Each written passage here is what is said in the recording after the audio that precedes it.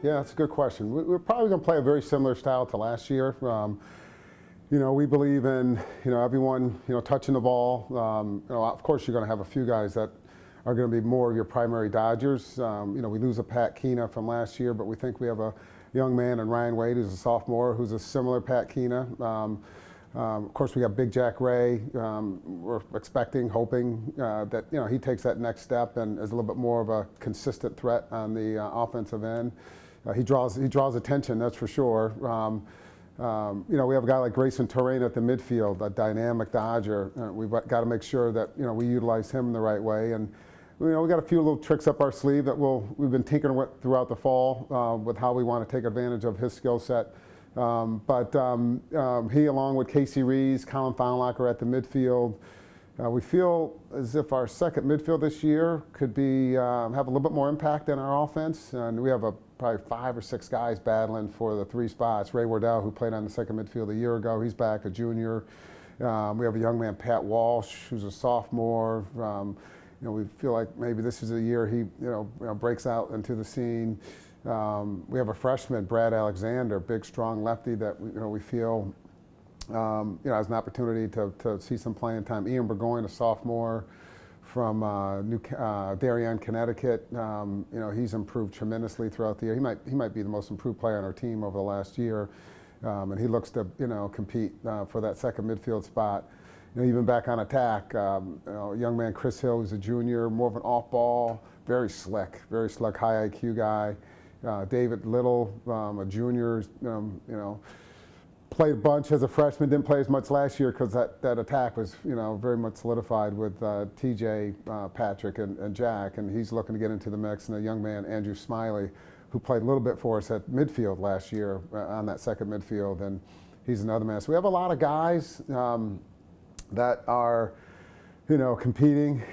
This fall, a few guys, maybe didn't play as well in the scrimmages as they did throughout practice. So it's hard to tell. Absolutely, Joe Varillo. He's a junior now, and really this is the 3rd fall in a row where he just looks like he is going to take some reps away from Brady, and then it gets to the last 2 years. It's gotten to spring, and Brady's kind of seized control and has been the guy that we have gone with probably 90% of the time. But we really feel Joe Varillo is primed to be a little bit more of an impact, for us this spring. We feel really good about the young man, Ryan Kern. He's a plebe freshman. He's had a great fall. He spent a year up at our prep school, so we think he's poised to step in, and we're excited because you mentioned the defense, and he has some pretty good guys in front of him. Chris Fennell, 2-time Patriot League Defensive Player of the Year, second-team All-American. Hiram Carter, who's a junior now, played for the first time last year and just had a real solid year. Expecting him to take that next step as well. We have 2 young men battling for that 3rd spot, Michael Strack and Steve Hinks, both juniors who have played sparingly these first couple years. And, that's going to be a fun battle to see how that unfolds. But whoever wins it, we're excited about them stepping in and replacing Jules. And I mentioned Matty Rees at the pole, just a terrific pole, what he does for us on the defensive end, but also in transition. And I think we have 2 of the better D midfielders in our country as well. DJ Plumer Jr., just real solid all the way around. Just does not have a weakness. And John Trainer, just one of the toughest, D midfielders, just a grinder. One of our captains, along with Chris Fennell. And so it's a unit that's played together a bunch last year. They had a pretty good fall.